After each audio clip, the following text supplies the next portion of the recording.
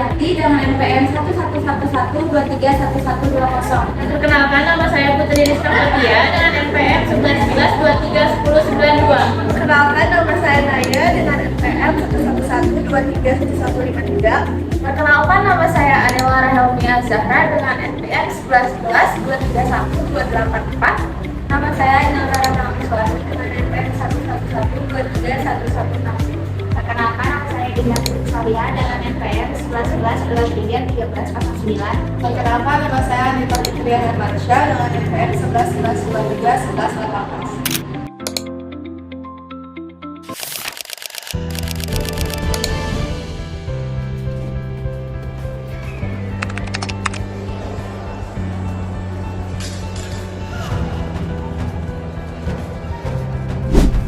Halo semuanya, di era transformasi digital saat ini, data seringkali disebut sebagai the new oil atau komoditas paling berharga.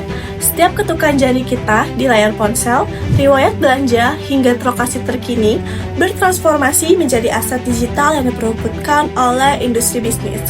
Namun, di balik efisiensi teknologi yang kita nikmati hari ini, tersimpan sebuah tantangan besar. Seberapa aman hak privasi kita berada di tangan para pengembang teknologi?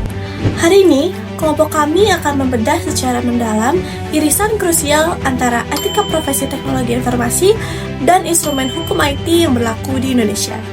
Untuk memahami urgensi masalah saat ini, mari kita bedah salah satu contoh nyata yang sangat memukul dunia digital kita, yaitu tragedi serangan ransomware pada Pusat Data Nasional atau PDN pada Juni 2024 yang lalu. Pusat Data Nasional di Bandara Soekarno-Hatta mengalami gangguan pada Kamis 20 Juni. Akibatnya, para penumpang yang hendak datang maupun pergi diperiksa secara manual. Kasus ini melumpuhkan ratusan layanan instansi pemerintah termasuk sistem imigrasi di berbagai bandara internasional. Yang sangat disayangkan, investigasi menunjukkan bahwa adanya unsur kelalaian fatal dalam tata kelola profesional seperti minimnya cadangan data atau backup, serta lamanya protokol keamanan operasional.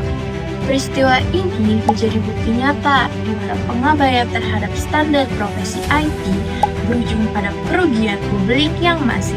Melihat rentetan kasus tersebut, pertanyaan mendasar yang muncul adalah di mana posisi moral para praktisi teknologi informasi? Disinilah kode etik profesi memegang peran sebagai kompas moral. Sebagai profesi IT, baik sebagai developer, data scientist maupun sistem analisis, kita diikat oleh prinsip dasar profesi. Pilar pertama adalah integritas, yang menuntut kejujuran penuh dalam mengelola sistem tanpa manipulasi. Pilar kedua adalah akuntabilitas, yang menegaskan bahwa setiap baris kode dan arsitektur data yang kita bangun harus dapat dipertanggungjawabkan dampaknya bagi masyarakat luas, bukan sekadar menuruti perintah keuntungan instan korporasi. Selain integritas dan akuntabilitas, prinsip etika yang tidak kalah krusial adalah kerahasiaan atau confidentiality. Seorang praktisi IT wajib melindungi atas informasi, aset informasi, dan data pribadi pengguna yang dipercayakan kepada sistem mereka. Kita dilarang keras membuka, memindahkan, atau memanfaatkan data tersebut tanpa izin dasar yang sah. Ingatlah, prinsip tertinggi dalam etika profesi yaitu teknologi harus dikembangkan demi kepentingan publik. Ketika seorang profesional IT mulai mengorbankan prinsip pengguna demi mengejar metrik bisnis secara ilegal, pada saat itulah esensi kehormatan profesi tersebut telah runtuh. Namun, di dunia nyata, etika moral saja seringkali tidak cukup untuk menahan laju pelanggaran digital. Oleh karena itu, etika diperkuat oleh instrumen hukum positif. Di Indonesia, aturan ini dipertegas melalui Undang-Undang Nomor 27 Tahun 2022 tentang Perlindungan Data Pribadi atau UU PDP.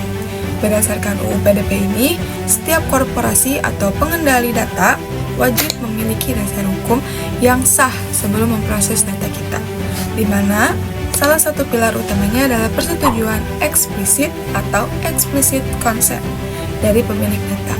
Pemrosesan data secara ilegal atau tanpa izin bukan lagi sekedar tindakan tidak etis, melainkan murni perbuatan melawan Hukum IT di Indonesia tidak main-main dalam memberikan sanksi bagi pelanggar cyber. Selain aturan administratif ketat, dalam UU PDP yang mengancam korporasi dengan denda hingga miliaran rupiah. Kita juga memiliki Undang-Undang Informasi dan Transaksi Elektronik atau UU ITE. Pasal-pasal di dalam UU ITE seperti aturan larangan akses ilegal terhadap sistem orang lain serta transmisi data tanpa hak, siap menjerat individu maupun kelompok yang sengaja menyalahgunakan data digital dengan ancaman pidana kurungan penjara. Regulasi hukum ini memberikan batasan nyata bagi siapa saja agar tidak dapat menyalahgunakan atau bermain-main dengan privasi masyarakat. Dari perspektif manajemen dan kelangsungan industri bisnis digital, kerugian akibat pengabaian etika dan hukum IT ini teramat masif. Mulai dari hancurnya kepercayaan konsumen, jatuhnya nilai saham, hingga sanksi penutupan operasional bisnis.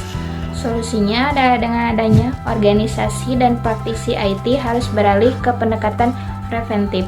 Kita wajib menerapkan prinsip privacy by design, karena untuk memperkuat enkripsi data ujung ke ujung, melakukan audit keamanan berkala, dan secara konsisten membangun sistem kepatuhan internal yang selaras dengan regulasi hukum nasional, demi menjamin keamanan data pengguna secara berkelanjutan.